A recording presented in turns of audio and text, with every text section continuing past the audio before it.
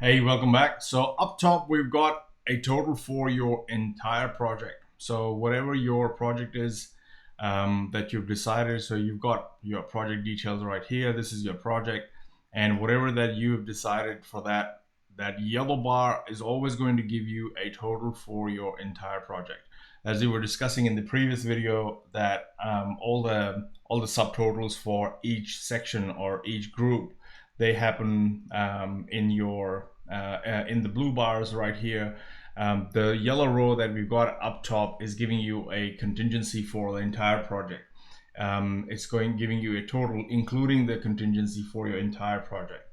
It's giving you your margin, whatever the margin that you've allocated on each line item for your entire project, and the total for your entire project. Here's another thing you need to remember, that you do get all your project cost totals right at the top.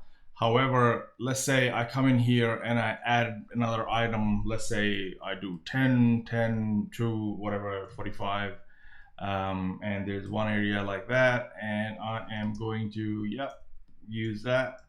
And my cost is going to go at 20 bucks. So if I come in and add that 18,000, or maybe I just put 250 bucks so that this is a significant total, and you'll be able to see the impact that it is. We can select the subcontractor later. And in my contingency, let's say I allow 50% contingency, just to show you that up top, all your subsection totals for all the costs that happen in that section, they don't get updated automatically.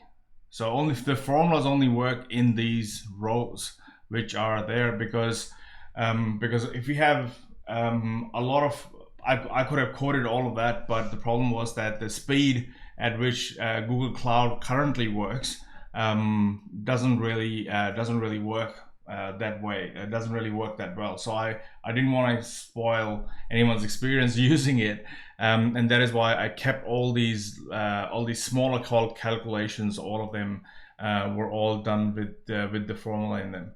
So, but the way the sheet has been designed, you would have never been able to design that in a formula sheet, and you can knock yourself out and try that. So let's say we've got 900, and I want to add another 225 right here. And you see at the top, now my total has gone up, but my subsection cost total for this section hasn't really updated. The reason for that is that all of these calculations, where you don't see the formula, they will update when you click on that generate cash flow, because that generate cash flow will not only update those total, it will also project your totals across your timeline.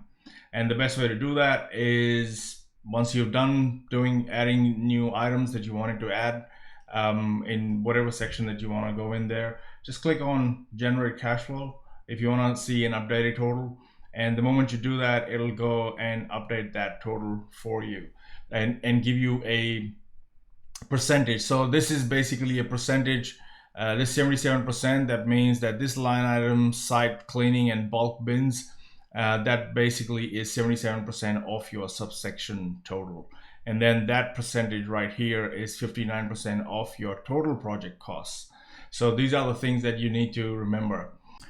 And again, the GST columns right here are only for people from Australia, New Zealand, and UK. If you've got VAT, it'll show VAT over here based on what you put into your master data. And if you're from US or from other countries that do not have GST and VAT, all you have to do is collapse this thing and you don't have to see it ever again. It has no impact on your calculations whatsoever.